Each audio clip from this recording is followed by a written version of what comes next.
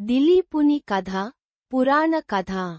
దిలీప మహారాజుకు సంతానం లేదు. ఆయన భార్య సుదక్షిణాదేవి.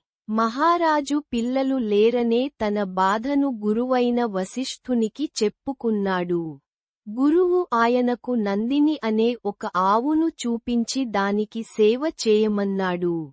మహారాజ దంపతులు నందినిని ఎంతో ప్రేమగా పెంచసాగారు. దిలీపుడు ప్రతిరోజూ స్వయంగా దాన్ని సమీపంలోని అడవికి మేతకి తీసుకొని వెళ్ళేవాడు. ఒకరోజు ఎప్పటిలాగానే దిలీపుడు నందినిని అడవికి తీసుకొని వెళ్ళాడు.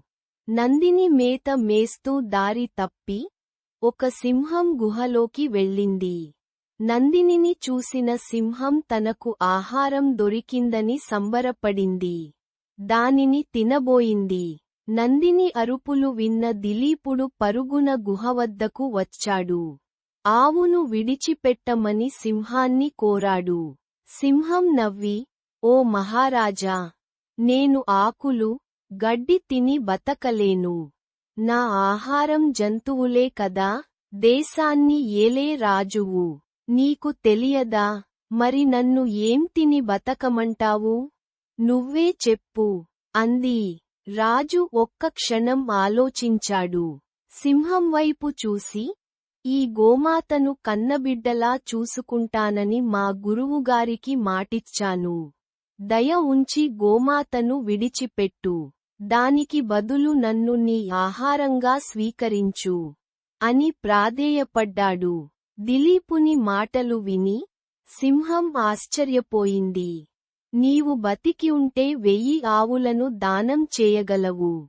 నీ ప్రాణాలు వదులుకుంటావా?" అని ప్రశ్నించింది. అప్పుడు రాజు, "ఒక గోమాతను కాపాడలేని, ఒక మృగరాజు ఆకలి తీర్చలేని నేను ఈ దేశాన్ని ఎలా పాలించగలను?" అని వినయంగా బదులిచ్చాడు. సింహం సరేనంది. రాజు కళ్ళు మూసుకున్నాడు. అంతే, అతనిపై పూలవాన కురిసింది. రాజు కళ్ళు తెరిచి చూస్తే దేవతలు ప్రత్యక్షమయ్యారు. "ఓ రాజా!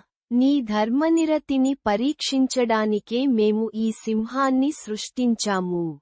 నువ్వు మా పరీక్షలో నెగ్గావు. ఇక నువ్వు నిశ్చింతగా వెళ్ళవచ్చు" అన్నారు.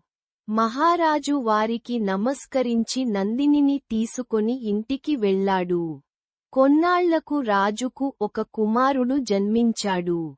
అతనే రఘు మహారాజు. ఈ వంశం వాడే శ్రీరాముడు.